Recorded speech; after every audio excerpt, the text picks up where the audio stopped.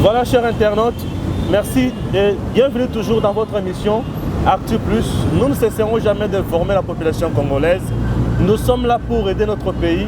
Ce pays doit avancer, ce pays doit développer. Nous voulons voir les choses avancer dans ce pays. Puisque nous avons posé mboka na biso etombwama. Shadari azalaki na makambo akutani nango mibale. Ya liboso ezali likambo oyo etali. Ya liboso ezali likambo oyo etali passeport.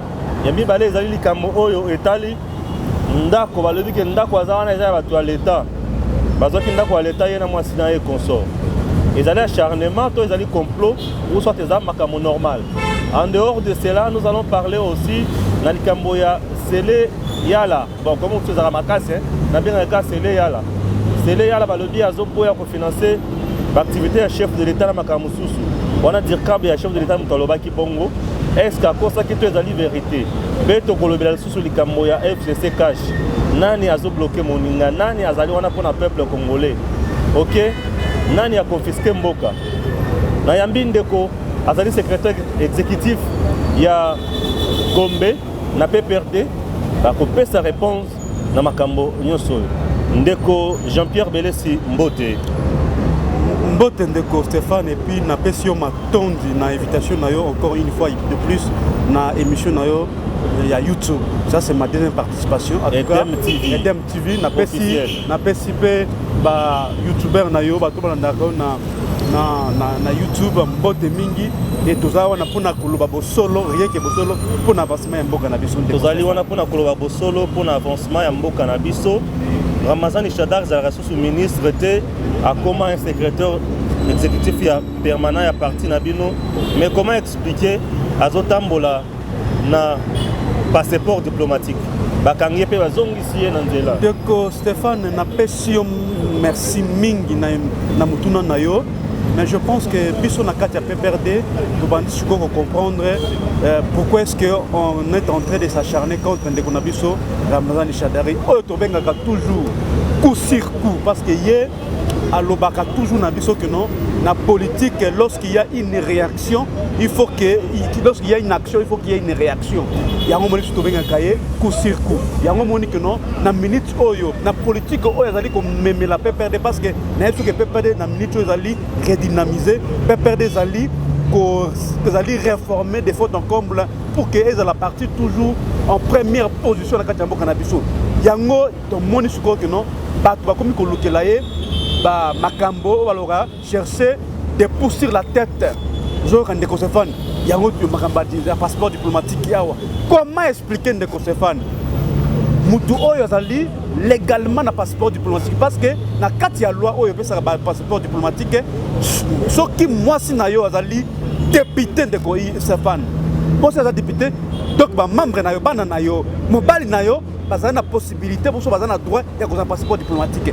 Comment expliquer moi si Ndeko Shadari oyo azali na passeport diplomatique na azali député national bakopekisa Ndeko Shadari azana passeport diplomatique ndenge nini. Donc on est au ban comme que sur acharnement personnel contre Ndeko Shadari oyo azali ko telemela makomingi na kati ya mokolo parce que to yebi yango Ndeko Stéphane que non, il y a beaucoup de gens qui veulent à ce que PPRD là mal vu soit ezala combattu. Alors biso pe to tikate parce que to yebi que Ndeko Shadari azala ki na droit ya ko passeport diplomatique na ye et que na niveau ya nini ya aéroport to yebi soki ordre yango take pa ya nani pour pas pekisa ye abima di bonga gonda ya mboka. Yango toujours le bakino PPRD se réserve le droit ya ko dénoncer makamona parce que to yebi que nous allons ba complot et bazali ko sala contre Ndeko Shadari ou azali secrétaire permanent na biso ya PPRD parce que yebi makambo ya Ndeko Nabiso o ya Jekamine oyo azali à chaque fois oyo azali chaque fois ko telemela dossier parce que to yebi que non bazali ko lukela Ndeko Yuma encore problème Shadari a lobby à paralyser mboka po ceux qui bataillent makambo Yuma mais Albert Yuma azali cité dans le cambo de détournement il y a 200 millions mbongo eze belé ya bino régime ezaka ya impunité ata yomoko Ndeko Stéphane ngai na lingaka tolobela makambo avec des si ou soit tolobela makambo on n'y a pas de preuve. On n'y a pas de justice. Il y a lorsque déjà on dit que non, de Koyuma.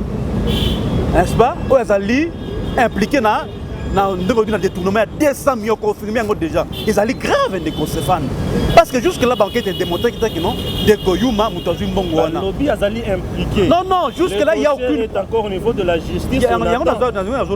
Jusque là, il n'y a aucune preuve pour attester que des Koyuma Zali impliqués dans le dossier. Il y a 200 millions de dollars. Des Stéphane, Bozo Bosanamengi. Qui est des Koyuma, Batozo Bosanango, Toyebi, sur la politique Toyebi. Non, de Stéphane, yo kangai. Quand vous allez inviter na yo kangai. Ngana yebi position na yo toujours le baron toujours. Alors dans le zone qui est monsieur Yuma? Oui monsieur Yuma Zali, monsieur Yuma yem tozali l'architecte. L'architecte ya code minier mboka na biso. Code minier oyo to sali to bunti pour que to passer de 2% à 10%.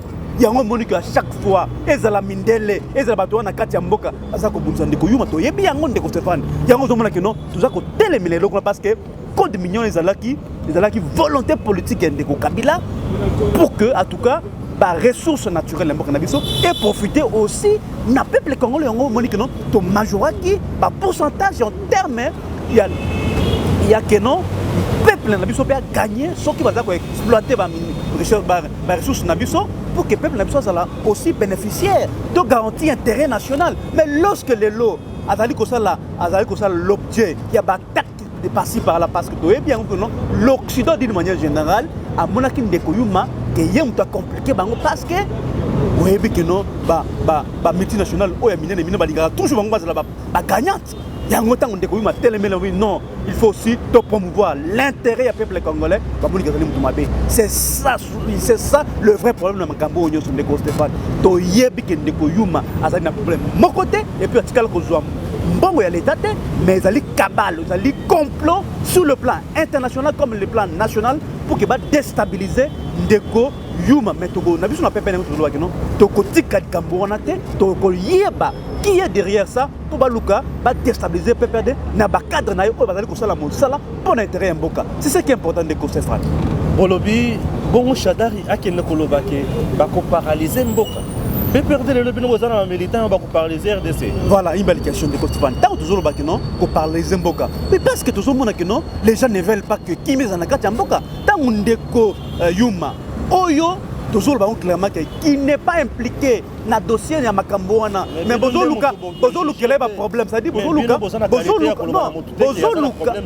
Luka non, tu es bien. On a démontré que non, monsieur Yuma Moutoua Salaki Makamako de Minier. Il y a un problème de Stéphane. Il y a toujours que non, tu paralyses comment parce que Bozo Luka, par tout le moyen, Mboko est toujours instable. Il y a s'attaquer au Balbaga, la chasse aux sorcières. Tu lignes en côté. La chasse aux sorcières de Boyango parce que Boka Oyo ezali mboka lisusu et ko ezali na droit des ordres te to tika mboka etambola mais soki lelo bolingi po s'attaquer na ba cadre PPRD yango to mettre bato en garde que non soki bolingi bo déstabiliser PPRD na ko s'attaquer na ba cadre na ye oyo bazali ba cadre moko responsable et puis ba patriote pour na mboka. Je pense pas que tu as numéro quoi yango to téléma mais to loba que no makambo ezali makambo ya lokuta alors bo tika ndeko mazala kimia pour qu'il a servi mboka na ye na ndenge longo bani parce que to yebi que non j'ai camine on a aussi aujourd'hui yango cache assez aujourd'hui yango to boité mais tant besoin ka bo salir image na ye de peuple d'azol ba kino to côté les mapé to loba makambo les ali makambo ya lokuta et puis to permettre jamais que makambo na et ça les parce que les ali na bit moko précis il y a déstabilisation ya PPRD lobby que non to lima yango te et puis to salela po ba droit aux ali l'État, l'OEPS, pour dénoncer le complot contre la cadre de la PPRD. Donc, la PPRD, Ramazani Shadari donneur des leçons, professeur, quand il hyperkit politique, les sociétés, moi, Sinaye, Aïbi le pan à l'État, ceux qui ont besoin qu'il pan à l'État, n'encore, n'en hyperkit politique, pour récupérer le pan à battre les sources. Est-ce que on a commis sur acharnement kaka? Mais c'est ça, nous sommes dans la même logique, mon cher ami Stéphane. Nous sommes dans la même logique. Il y a déstabilisation à PPRD, il y a déstabilisation, il y a secrétaire permanent, l'homme, il hypercute. Et là, on est bouleversé par Tomingi. Et là, on a, et là, qui s'y force, il y a PPRD. Il y a toujours le bac, non? Ce qui est bazolinga, trouble le côté Namboka, ezali mawa parce que PPRD nasi nazoya lokuta na yo ndeko Stéphane lokuta na ngate na likutuna kami bon yango na lobi que lokuta bato wana lokuta bato wana parce que madame Chadari azali na ba papier oyo ba lego oyo salaki ke na zwanda ko wana soki balingi to kene dossier na justice to mama na justice to prouver noir sur blanc que madame Chadari azwaki ndako wana d'une manière légale asombi yango na bongo na ye et que lelo balingi ba botela na makasi to ko telemela lisusu yango pour ko ba kino makambo ezali pour ko déstabiliser PPRD ko déstabiliser secrétaire général PPRD parce que aye na vision monsieur ya changement ya PPRD aye pour consolider n'est-ce pas PPRD à travers la République to yebi yango que non nous sommes des acharnements pour que nous Luka comment va faire taire de Chadari mi akokanga pe munoko na été parce que azali mutu oyo azali combattant ya solo pour qu'il y a tout cas mboka na biso PPRD ça toujours le premier parti politique na kati ya corruption PPRD vous allez toujours critiquer na makambo ya mabe nazo comprendre te comment expliquer kaka PPRD de Tomonine de Kojaline Mabunda a telemeli lisusu président de la République kaka PPRD à PPRD. Nous excusons, hein, nous sommes vraiment en live, comprenez-nous que c'est vraiment le passage des véhicules et consorts. Alors nous demandons aussi pardon, nous sommes en live, hein, nous excusons vraiment, comprenez-nous, nous ne serons pas coupés tout ça. Alors les gens peuvent passer comme ça tout à tout moment. Merci beaucoup puisqu'il y a beaucoup de gens qui nous font confiance au bateau de quand même. Merci beaucoup, nous continuons. Quand Kabino PPRD, vous allez toujours citer Namakambo Yamabe. Pourquoi? Comment expliquer Janine Mabunda, le président de la République, Félix Tshisekedi? Des débats, c'est ça ce qui est écrit dans la Constitution. Mais en dehors de ça, nous sommes dans une démocratie. Botika, pour salir Madame Mabunda à la Kisikaka, la disposition constitutionnelle. Voici la procédure. Bon, pour que ça procède, il y a dissolution de l'Assemblée nationale. Il y a non, non, nous tout le monde, tous ceux qui veulent, ne pas créer crise dans Katiamouka. Parce que c'est ça ce que nous déplorons. Parce que justement, nous avons entendu ma propos déjà de la part d'un soi-disant évêque. Un soi-disant évêque. Bon, Yozobo évêque. Mais c'est un soi-disant évêque parce que Mokonzi, Moussani Nzambe, après chaque division de Stéphane. Un vrai homme de Dieu.